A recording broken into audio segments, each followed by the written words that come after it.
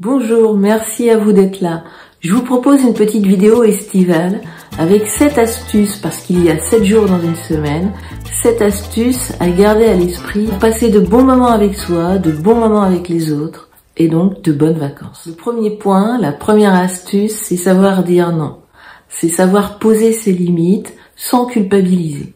Donc c'est d'avoir à l'idée que lorsque je dis non à quelqu'un, je me dis oui. Par exemple, on vous propose une sortie et vous n'avez pas envie. Donc l'idée, c'est de dire non, merci pour ton invitation, mais je suis fatiguée et j'ai besoin de me reposer ce soir. Ou dans un autre contexte, parce que c'est pas les vacances pour tout le monde, un collègue nous demande de l'aide à la dernière minute, et c'est d'oser lui dire non. En lui disant, par exemple, je vais pas pouvoir t'aider cette fois-ci, je suis déjà à mon maximum.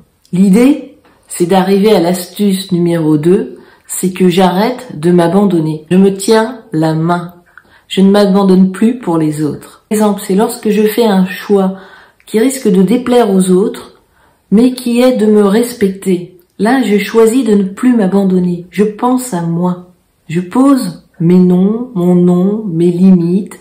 Je n'ai pas peur de déplaire. C'est par exemple dans la journée, poser la main sur soi en se disant « Je reste fidèle à moi. Je ne me mets pas à la place des autres. Je ne suis pas responsable des réactions des autres. Je ne me ferai plus de mal. Je ne me trahirai plus. Si je me trahis pour être aimé, c'est pas vraiment moi qu'on aime. Si je me conforme sans arrêt à ce que désirent les autres, supposer ce que désirent les autres, je ne suis plus moi-même. Donc ce n'est pas moi qu'on aime.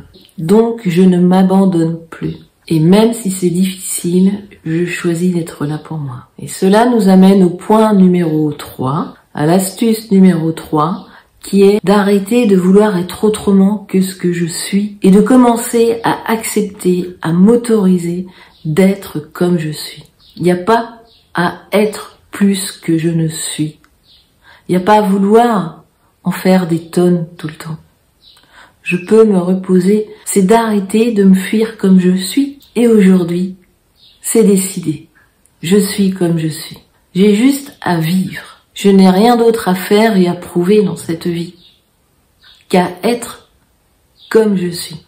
On en arrive au point numéro 4, à l'astuce numéro 4, qui est de ralentir pour ressentir. Par exemple, si je mange en regardant mon téléphone, c'est de m'en rendre compte et d'arrêter le téléphone pour ressentir mon environnement, pour ressentir la chaleur, la fraîcheur, pour ressentir mon corps. Si je marche dans la rue, je ralentis également pour ressentir le vent, pour ressentir les bruits, les oiseaux. Si je suis en famille, si je suis avec d'autres personnes, également c'est de ralentir, d'observer, de laisser les choses, les gens se dire et être, sans avoir forcément besoin d'intervenir, de prouver, de chercher quoi dire.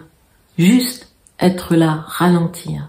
Ralentir son mental, ralentir ses pas, ralentir ses gestes, ralentir son débit verbal. L'idée, c'est de ressentir. Cela nous amène au point où l'astuce numéro 5, qui est de s'alléger du superflu. C'est-à-dire, par exemple, dire non à des activités que l'on fait par habitude. C'est-à-dire simplifier sa journée, retirer des tâches qui ne sont pas essentielles, épurer, simplifier des choses que l'on fait plus par habitude pour remplir sa journée. Et l'idée, c'est ne pas remplir sa journée, c'est de la sentir, c'est de faire des choses que l'on a envie, par plaisir, par élan, simplement, et de ne plus s'encombrer de choses ou d'actes que l'on fait par mécanisme ou par remplissage. Et pour finir, on en arrive à 2 points essentiels, 2 astuces essentielles.